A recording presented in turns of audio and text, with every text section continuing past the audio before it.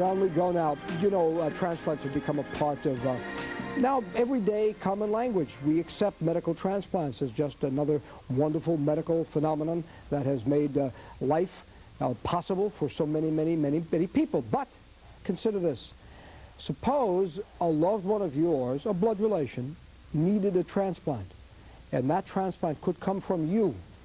Would you give that gift of life? I mean, that's a real question, and it was a question that was posed to our guest, and she answered in the affirmative, obviously. Carol Bodo received a kidney. She's a transplant recipient. That's right. Yeah, from her sister Barbara. That's right. Barbara was the donor. Barbara gave the kidney. So Carol Bodo, kidney recipient, and Barbara Capelli, kidney donor, sisters, in the best sense of the word, are obviously with us to talk about that incredible experience. All right. You have families of your own, both of you, yes? Yes, I have 2 children and a husband, a son 15 and a daughter 12. Okay. Your doctor is Dr. Khalid Butt, who is in Westchester, actually. Right. And he's the one who actually performed the surgery. All right. Now, about the surgery itself, it was necessitated by what happened that... Well, I went into kidney failure in July of 1992, excuse me. And I was on dialysis for a year. And it was really rough. I had a... you know, I work a full-time job, 40 hours a week, and I had to go to dialysis. And you have 2 kids, too, to raise. Yeah. What are their ages? 15 and 12. Oh, tough ages. So, yeah, really tough. And I hold down a full-time job, which I have to have because I have my medical insurance through my job. So I had to go to dialysis after work, 4 hours, 3 times a week, to, you know, for it to clean out my blood, which is what my kidneys would normally do. And it was really rough. And then my sister, right from the beginning, when I first was diagnosed with kidney failure, she came forward and offered to donate her kidney. Take it back a step, though, before we talk about what Barbara did for you. You had been ill with kidney trouble all your life? Or was it something that just happened? It's something that really just happened over a period of a few months. I just experienced different symptoms, and it ended up that my kidneys failed. And you had no idea earlier in life that this was going to happen? It wasn't something you had No, I was never sick. I was never sick. It was just over a period of a few months where I just started getting different symptoms. I was tired. I was getting, you know, swelling of my ankles, edema. And edema. And yeah, I went to the doctor, and they did the tests and so yeah, forth. and it just, over a period of a few months, my kidneys just failed. And I'm sure mentally, psychologically, that emotionally? Emotionally, it was a horror. I never thought I was going to get through it. It was terrible. You're a young woman. You're only in your 30s. Well, I guess you can say it. Yeah, I'm young, I guess. Yeah. And it was a horror. It was just something that I never thought I would ever get through, because it was so unexpected. It wasn't something that happened over a period of time that I knew it was going to happen. It was just like an unexpected end. So, you know, I was like sort of ignoring my symptoms and just working around them, thinking I was tired, and you know, and then all of a sudden it came down to this. So when I did find out, I was like really devastated, and I had to get used to a lot of things real quick. I'm sure, and it interfered with work and with taking care of family. Yeah, it interfered with a lot of things. Husband and kids and so forth, because you felt so sick, so tired. It interfered a great deal with my life because, I mean, I did it. You know, I did the best I could. I went to work. You still went to work? Yeah, oh yeah, I worked all through my dialysis. I mean, the first couple of months while I was getting adjusted, I didn't. But then once I got adjusted, I went back to work, and, you know, I worked my 40-hour job. And how often did you have to go for the dialysis? 3 times a week, Monday, Wednesday, and Friday. And for several hours at a time? 4 hours each time. And it was really more because by the time I traveled there, it was a half an hour to get there, and, you know, the setup, and it would take like another 5 hours out of my day. So in other words, you lost 3 days a week? Yeah. When I say lost, I mean it would take you the entire day. You couldn't really do very much else. Sure, because I would start out going to work in the morning, doing that in the afternoon, and my kids lost out on a lot because you know, I couldn't be home for a lot of their school functions or helping them with their homework or whatnot. Did you know a lot about kidney disease? No, I knew nothing about. I really. Did you ever even hear the word nephrology before this? Probably. No, not at all. Dialysis, I heard of, but I really never knew what it was. Never really tune into it. You know? Right. You didn't either. No, it's not the kind of thing you pay attention to. I mean, transplant would have sounded as foreign to you as a planet foreign, in outer space. It sounded horrible to me. Not something you ever thought No, you would nothing that need. I never.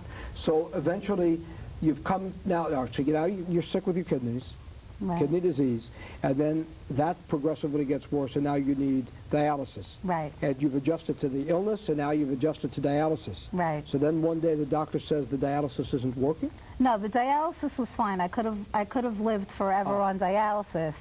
But it's a choice that I made, that I felt like I didn't want to do that forever. Although it's great that they have it, because years ago they didn't, and people died with this disease. Oh, sure. You know, with renal failure.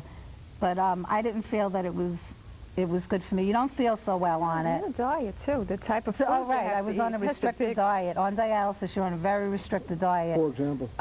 You have to limit your protein, like 5 ounces of protein a day. You have to limit your fluids. Salt. You can only have like about a quart and a half of fluids a day. Salt, low too. sodium, low potassium. No dairy.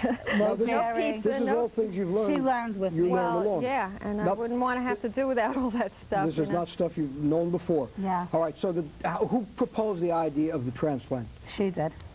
The doctor didn't say to you? My doctor... At some point you said you were getting tired of the dialysis. You wanted an alternative, right? Well, Who got the idea for the transplant? I just heard it through my nephrologist on Long Island, spoke of, transplant as a possibility down the line, through the nurses, the social workers, everything that had to do with my dialysis. People did mention it. I've heard of other patients having transplants, but at the beginning I really didn't want to even think about it. It was like so far, the idea of dialysis was so foreign to me that I couldn't even think of a transplant. It sounded terrible. But you are the one who said, listen, why don't you think about a transplant? I thought to try it. Yeah, she has an active lifestyle, and to be coming home from work and then going to dialysis, and there's no playing hooky. You have to go. No, you can't skip a day. So 3 days a week takes a lot of time. Bad weather, none of that matters. No. So you took that suggestion to the doctor? Not right away. Oh, you didn't? So now Barbara said, you just one day said, Carol, get a transplant. She said it as soon as when I was in the hospital, when they first said that I was going on dialysis, she had offered her kidney right then and there, and I couldn't even think of the possibility at the time. I didn't want to see my sister going through anything. I felt like it was hard enough what I was going through, but I didn't want my sister to have to start going through any surgery, and we really didn't know enough about it. Yeah. And but eventually we met the doctor and really had a lot of faith in him. So let me understand. This is very interesting. You, Barbara, said, I'll give you my kidney. Well, go for a transplant. It'll put your life back on a more active pace. You get back to living normally, and you can have my kidney. Just like that? Just about. I mean, we kind of all researched it, the family. We were from a big family, and we all kind of researched it, but I felt that that's what I wanted to do. I mean, it's really, I felt bad for her at nights when it's raining and it's cold outside, and she had to go to dialysis. Yeah, days when there were blizzards. I just thought to myself, I wouldn't want to be in her shoes, and if you can change something, I mean, it's people with illnesses that you can't do anything about. But that is a very big sacrifice. It was. And you're very modest about it, no? I don't know. Maybe so. Right from the beginning, when I first became ill, and I just couldn't deal with it. I think I spent a lot of time, crying, and I was in denial. Denial about what? The kidney disease? About everything. The kidney disease, that I have to be on dialysis, that this is going to be my life. And I just, like, when I was in the hospital, when they first put me on dialysis, I did a lot of crying. I really, everyone was trying to tell me, look, you're alive still. You just have to do this, try to understand. And Barbara and my other sisters called up, like, different... How many sisters are there altogether? I have two other sisters. Right. There's 6 in our family altogether. We have 6 wow, kids. You're awful lot. Yeah, I have 2 brothers and 4 Where's sisters. home? You live in... Well, we're from Brooklyn originally, but most of us live out here on Long Island now. You're all in this neighborhood, I live in Ronkonkoma, yeah. And you're in Babylon West Babylon, yeah. Yeah. All right. So my sisters, all of my sisters, made all kinds of phone calls to different kidney foundations to get information for me. And they kept finding out more and more things and feeding the information to me, and I really wasn't ready to listen to anything yet. Dragged her into it at first. Like what, for example? What did you find out? You're doing all this homework. You have no no medical training, obviously. No. Are you in the nursing or health field? No. No. Neither of you? No, not at all. No. You say it like it... No. No, I be. did call a kidney foundation, and there was a lady there nice enough to give a lot of her time, a lot of information. So you really went about finding out on your own? Yeah, you know. And what did they tell you? Well, they told us that a kidney transplant will help her live a normal life. Right. And, you know, some people choose to do that and some people choose not to, but she would be able to go on vacations. Again, that's something that you have, if you're on dialysis, you really have to plan ahead. If you decide to go on a vacation, you have to locate a dialysis center somewhere. And, you know, just basically she told us about different doctors. Then we learned of different seminars where the doctors were appearing. We listened, you know. They told you a lot about, you know, what it would be like for a donor. A living donor is the best, really the best donor. I mean... But frankly, you know, putting aside the modesty and the humility, that's a big sacrifice, Barbara. Well, I didn't want to sacrifice my sister. You know, that's another way of thinking about it. You know, eventually, you know, I mean, just for her life to be the way it is and to think of anything ever happening to her as a result of her kidney, you know, her dialysis and stuff, I just thought that, you know, let me just do what I can do. I And don't really feel that worried about it. Frankly, did you consider the implications for you? I mean, you have one kidney now. Of course I did. Yeah, because I'm active too, and I thought, You well... have a family of your own? Yeah. Husband and kids? Yes.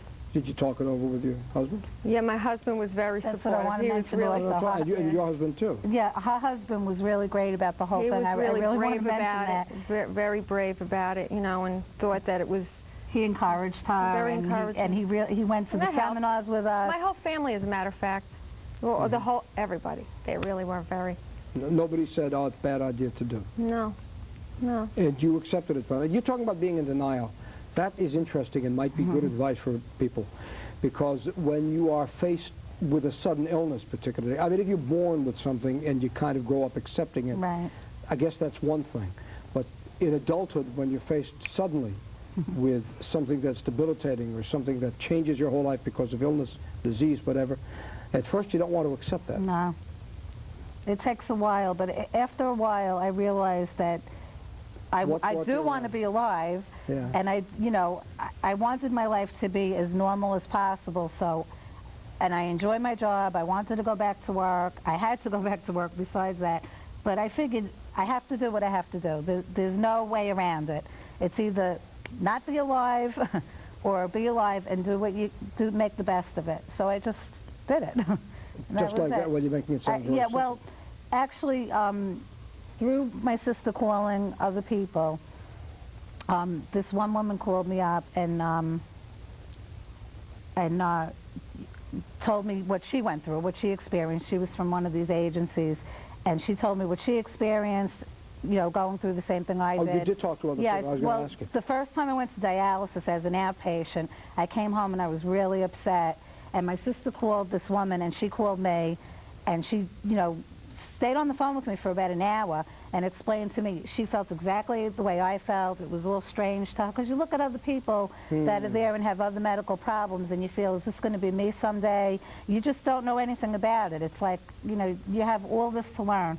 So she explained to me that she, you know, went on to live a normal life, went to work, and she ended up getting a kidney transplant. And my doctor that did my operation did a transplant on her. So, so that day when I hung up the phone, I felt like, well, somebody else did it, and it made me feel better. And I decided I'm going to just pick myself up and get back to work. And so that's how you brought yourself out of denial. And also you had the support of family. Yeah, my family was really good. My family helped out a lot. They did. Yeah, all right. Let me take care of this minute. We'll come back and we'll talk about what happened at the actual time when surgery took place in the summer of 1993 and how you got ready for that and what that was like and in the aftermath of it as well. We'll talk more with Carol Bodo, kidney recipient, and Barbara Capelli is the kidney donor. What's significant is that they are sisters. I think the girls on Empty Nest are Carol and Barbara also, right? Really? Yeah, I just thought of that. I don't know why. But Carol and Barbara are sisters. That's what's important. And we'll talk more about how one gave the other a kidney, the gift of life, transplants, right there.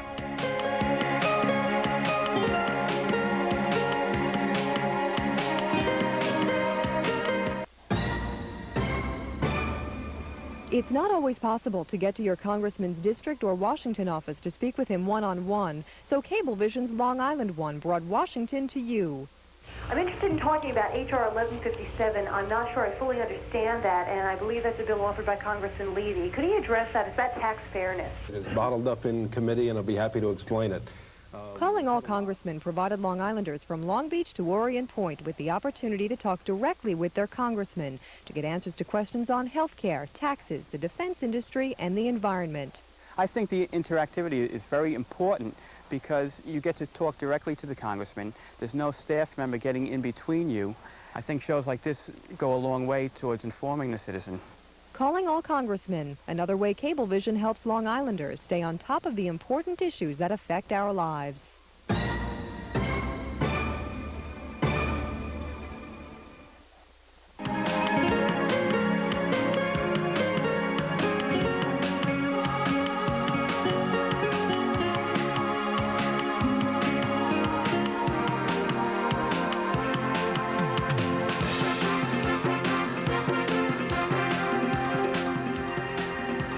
Literally, if they talk about transplants as the gift of love, genuinely they are.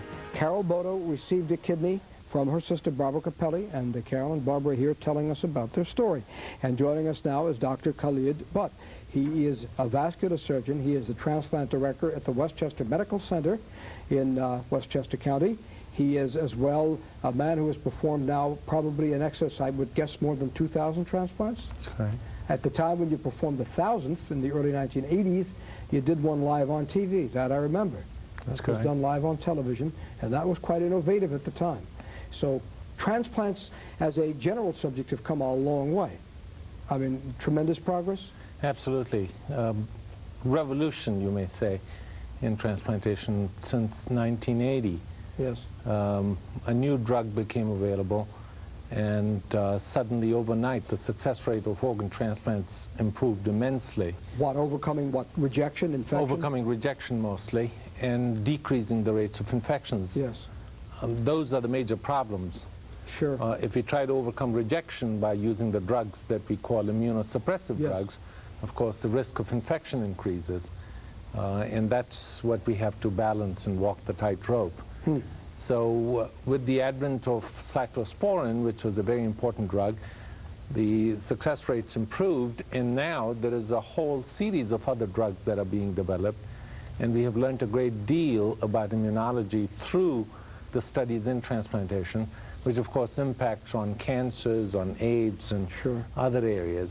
Now, Carol would have been on dialysis all her life had she not had this transplant, yes? That's correct, because kidneys are vital organs, and if the kidney function is gone, it must be replaced. And if we cannot get a kidney, the person has to have dialysis. Yeah, and they said they chose you because they had heard about your reputation, they had heard you speak, and they were apparently very impressed by both the credentials and what you said. And so they came to you and said they wanted to do this, yes? That's correct. And you said yes? Well, of course, we have Obviously. to educate them about all the pros and cons. It's very important for the patients to understand that it's not completely smooth sailing. There is a rocky course ahead, and we had to really impress upon them of all the possible pitfalls along the way. Well, I was also thinking, Doctor, might there have been a situation where, despite Carol's very good, Barbara's very good intentions, she might not have been in the kind of health, or something might have been amiss with her, so that she could not be a donor? Absolutely. Our first and foremost concern is about the donor. Right. We want to make sure that nothing happens to the donor. We cannot possibly afford even the most minor problem developing in the donor. So she's got to be in awfully good health. She's got to be in good health, and she is. Yes. She is. For example, there are people who are smokers, and when they come for donating organs, we make sure that they give up smoking at least for a few weeks before we take them to the operating room. And We don't want a lung transplant from a guy who's been smoking Marlboros for 30 years. No, we just don't want them even to develop the most minor lung complication after the transplant. We want them to be completely well and be able to get out of the hospital and live a long, totally normal life with normal longevity. Is it better to receive the transplant from a living donor as opposed to a deceased? That there is no question about, for several reasons.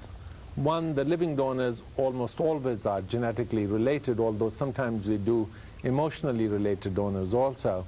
But by and large, the donors are genetically related, and therefore the degree of match between the donor and recipient is much better.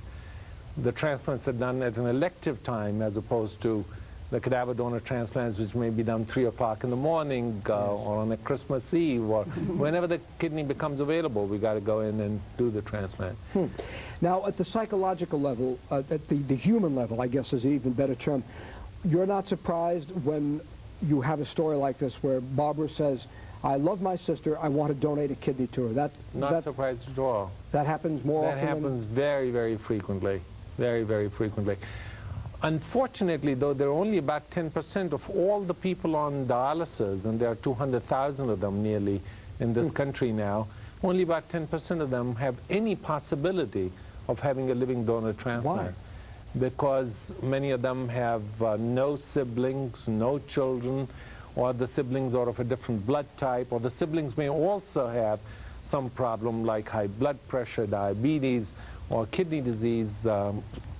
So of those 10% or so that we really explore, then there are some where the donors just emotionally are unable to cope with the fact that they're going to go through a major operation and give up a kidney. Sure. Well, that's what I was asking her before. Sure. That's exactly what I wanted to know before from Barbara. Because she went through major surgery, too. Absolutely. It's a very major operation. It's actually a bigger operation for the donor than it is for the recipient. So she's brave as well as very giving. Obviously. Absolutely. Yeah. Absolutely. And the operation itself, it's a long operation? It takes from the beginning to the end, on the average, it takes about 3 hours, depending on the nature of surgery for a particular donor-recipient pair. In their case, if they may permit me to mention some details, please do. The donor had a kidney with 2 arteries. Normally there is one blood vessel that brings the blood to the kidney. We call that the renal artery or the kidney artery. There is one blood vessel that carries the blood back from the kidney. And then there is the ureter, the tube that conducts the urine down to the bladder. Sure.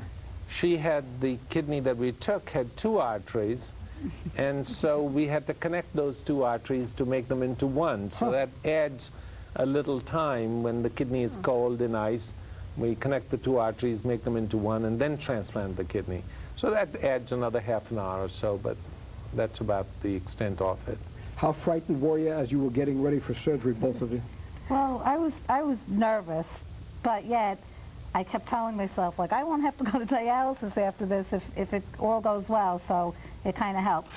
Helped my nerves a little bit. Sure. But I was really nervous for my sister. You were worried for Barbara? Yeah, I was nervous too. I think it's a normal thing. For her? You each word for the other? I think I have to be honest for myself. I was.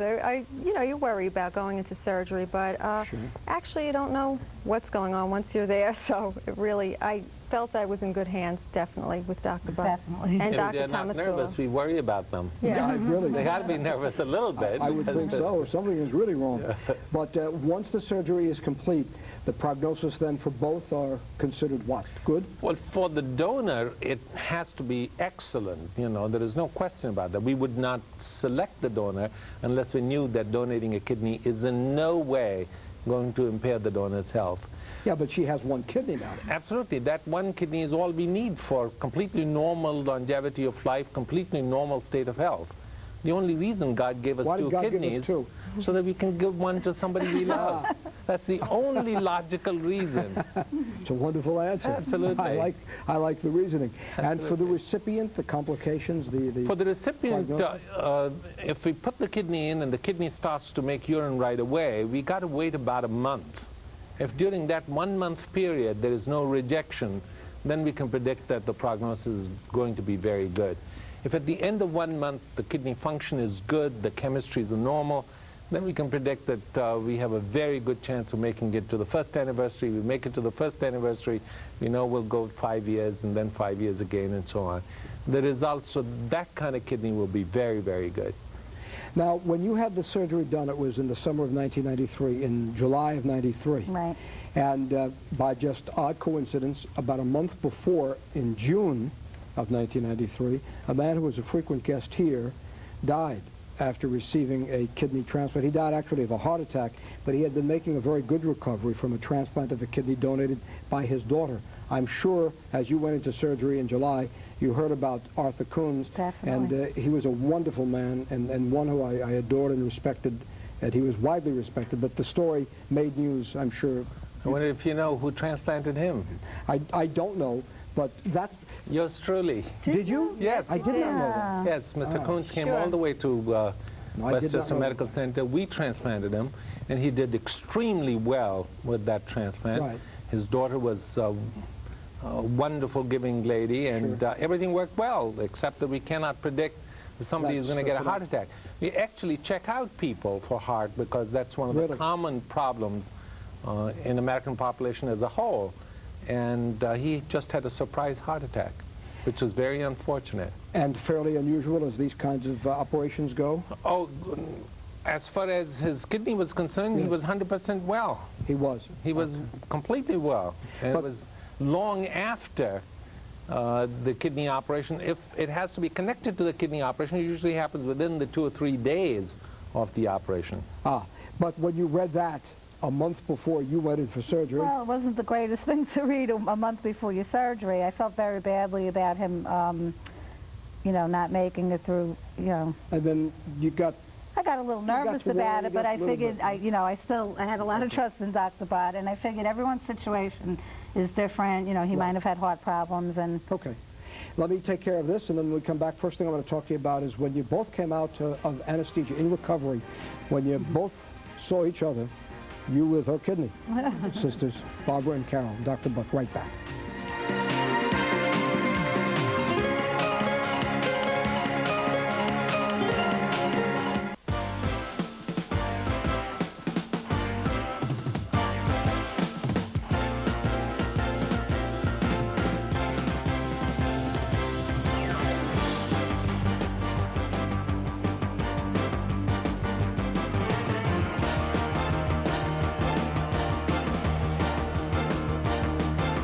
Cablevision's Long Island Sports Network, Saturday evenings and Sunday afternoons only on Long Island 1.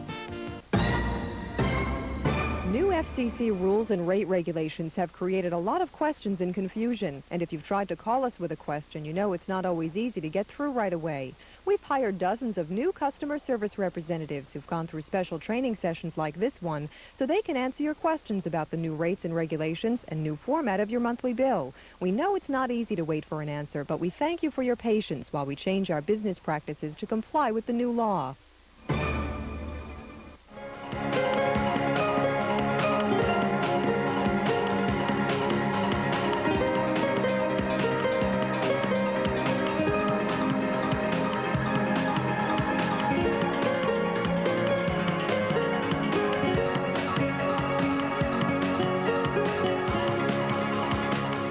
Okay, back we go. The sisters, Carol and Barbara. Carol received the kidney. Barbara donated the kidney. You're very close in age, actually, yes? Yes, so we are. Is that factor into it as opposed to father and child or mother and son or mother and daughter? It's not so much the age. Is age ever it is the Buck? compatibility.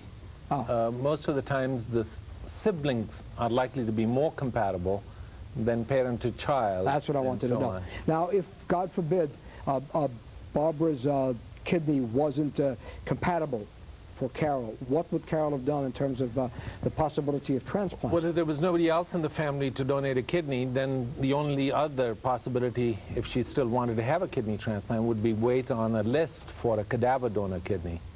When people die with normal functioning organs, and if they donate those organs for transplantation, we of course take them, preserve them, see who is the closest matched, and they're allocated in that manner to the recipients waiting in the whole region. Of course, everything gets controversial, even transplants. And there's the story about Governor Casey of Pennsylvania, who they thought got pushed up to the top of the list for, what was it, a heart-liver transplant? That's correct. And some people said, well, he's a governor, so they pushed him up to the top of the list. But well, I don't know if they pushed him up. The transplant surgeons from Pittsburgh, and I have a lot of respect for them. I spent some time with them, and I know how they function. I'm sure you know them. They do a lot of work. I know them very well, and they were absolutely convinced that they put him in a special category because of his special need for a combined heart and liver. In the same way, in our region, for example, there are some very, very brittle diabetics who need a kidney and a pancreas simultaneously, and they are pushed up the list simply because the opportunity for them to be able to get a kidney and pancreas simultaneously is so rare. Sure. And if one comes along, they get it out of turn. I had read, in fact, I have the article in front of me, that there is a severe shortage of organs for transplant. Is that true? That is absolutely true. So dire, in fact, that every third or fourth hour in this country somebody dies because we don't have a liver available or we don't have a heart available. Luckily for the kidney patients, they have dialysis available for them. Sure. And that's why there's so many of the dialysis patients waiting for transplants. United Network for Organ Sharing, which is the national body that supervises the entire activity of transplantation and organ donation, their latest tally is about 27,000 people waiting for organs. Oh, my. Now, what could be done to cut down on the length of time people wait and to get more of the organs for donation? With filling out those donor cards? Well, I think that's the important thing. People have to recognize that when they die, it's no point getting their remains buried or cremated. They should donate their remains for purposes of transplantation, or for that matter, for science and research. Sure. And the easiest way to do that is to sign on their driver's license. The back of the driver's license in most states now has a little area where you can sign and get it witnessed and be a donor. And that emblem you're wearing a ribbon. Does that have something to do with transplant? This blue ribbon is exactly for that purpose. Yes, this is for the organ donation awareness. And 1 week a year, the last week of April, as a matter of fact, we have the National Organ and Tissue Donor Awareness Week, and we distribute these ribbons for people to wear. But I wear it all the year round because I think the need is there throughout the year, and we should keep remembering it. Now, when you both came out of surgery, anesthesia is over, you're in recovery, I assume, and then you got to speak to each other first time. Well, they very wisely put us in separate rooms so that we didn't lay in bed and complain to each other and not get out of bed. So I was really concerned about seeing Barbara because I felt she gave me a kidney. Like, I hope she made it through it okay. I want to see that she feels good. So I think I got out of bed before her. And I did. The one that got me out of bed. Yeah, and then, so I had to walk next door. Well, the nurses helped me next door so I can see her. And, you know, it helped me get around. Doctor, what's also interesting is that they had the surgery in July of '93. I spoke to them just a short time after that. And how can they be up and around and so well and mobile and active so quickly? We try to get them up and around within 24 hours or so because their recovery depends on their getting back to normal activity, physical activity. Okay. Let me take this break, and then we'll come back for a concluding word about the sisters Barbara and Carol and Dr. Butt and about organ transplants. Right back. October on Sports Channel.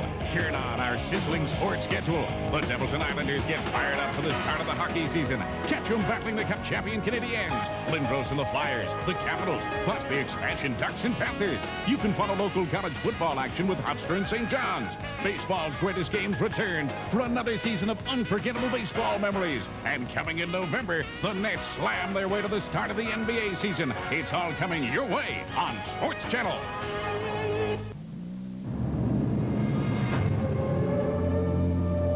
They're the biggest, wildest, most lifelike dinosaurs you've ever seen at the New York State Museum in Albany through January 2nd. Thrill to 15 all-new state-of-the-art dinosaurs that move and roar. See a life-size Tyrannosaurus Rex in its first appearance ever in the Northeast. Enjoy baby dinosaurs and hatchlings and the Dino Fun Festival. See dinosaurs now at the New York State Museum. Okay, and one quick question also about transplants, Dr. Butt, that would be maybe general education for people. The government is moving now, I understand, to regulate the tissue transplant industry. There is concern about infection. There is the concern about hepatitis, AIDS, and the like. And there is a need to regulate this very growing and important industry. Well, the organ transplant area is very well regulated already. every donor is registered in a national computer. We follow up on all the tests. It's very thoroughly done, and it's closely monitored by a national organization, which is the National Network for Organ Procurement and Transplantation. Somebody gave me the figure of about 400,000 transplants done in this country every year? Of all kinds? Of all kinds, yes. That may be true. Kidneys, there are about 10,000. About 2,000 living donor transplants like here, and about 8,000 cadaver donor transplants. Right. There are about 3,000 hearts and about 2,000 livers, and a smattering of others, lungs and pancreas and heart lungs. But it's the tissue transplantation, the eye, sure, bone marrow transplantation, skin transplantation, bone transplantation, and now, of course, the artificial insemination and others. Sure. Those are the areas that really need regulation. They've even been experimenting with monkey organs, and I heard about baboon transplants. Baboon transplants, yes, that's been quite successful, actually, the experiment. So the point is that the industry, if I can call it that, the field of transplant is actually changing and growing and learning new things and helping people live lives that they obviously even a decade or two ago would not have had. Absolutely. And that goes right back over here. You're on medication? Yes. Do you tire easily? No, I feel great. I feel better than I felt. Scar? Yeah, I have a scar, but who cares? You don't care about it. You have a scar too, I'm sure. Beautiful. Dr. Thomas Sulo did the surgery and did a beautiful job. There's hardly any scar there. Really? It's and you don't feel ill? You don't feel tired, weak? As a matter of fact, I feel better as a person. I do. Now, no regret. The doctor was saying on the break that each of you said when you came out of surgery, the first question from each of you was, how's my sister? Right. Were you always close like this? Our whole family is close. Yeah. We're really close-knit family. Yeah, a lot of love there. It shows you have no regrets about this at all. Not at all. And the prognosis now is an excellent one, yes? Terrific prognosis now. Yeah. It's less of a risk than it ever was. Absolutely. Obviously. Yep. Yeah, now I understand you got a second, I can't say your second kidney, but I understand a second kidney. Yeah, this is my replacement kidney. To just remind me that, you know, Carol bought that? Carol put the date on it, and thanks, I love you. Carol bought you a gold charm in the shape of a kidney. Right. To replace the kidney. Right. You wear that always. And you ever get those times when there's the fear of infection or rejection, or days or nights when you've been ill? So far, everything's been going really great, and I go for follow-up visits to Dr. You have to go regularly? Well, for the moment, she's coming all the way to us because we have to measure the drug level in her blood and make sure. But very soon, she'll be going to her doctors in Good Sam and locally to make sure that she continues to get her follow-up here without having to travel. All right, we have only a matter of a second or two. Your last word of advice, because the real need is for more organ donors. Absolutely. That's my whole purpose of being here, to make people aware of the fact that there is a great need for organs. And when people die and don't have need for their organs, don't bury them, don't take them to heavens, leave them here for people, other people who can get a second chance on their life. Thank you, Dr. Khalid Butt.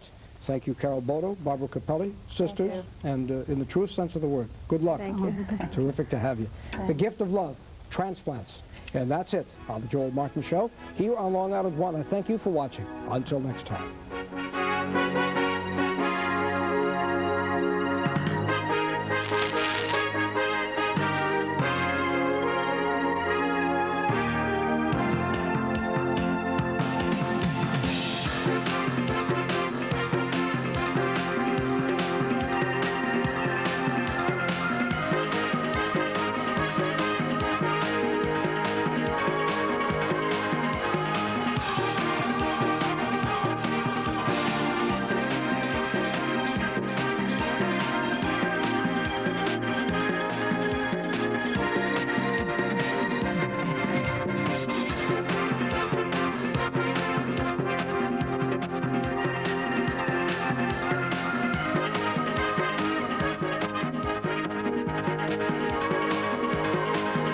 In court battling his insurance company.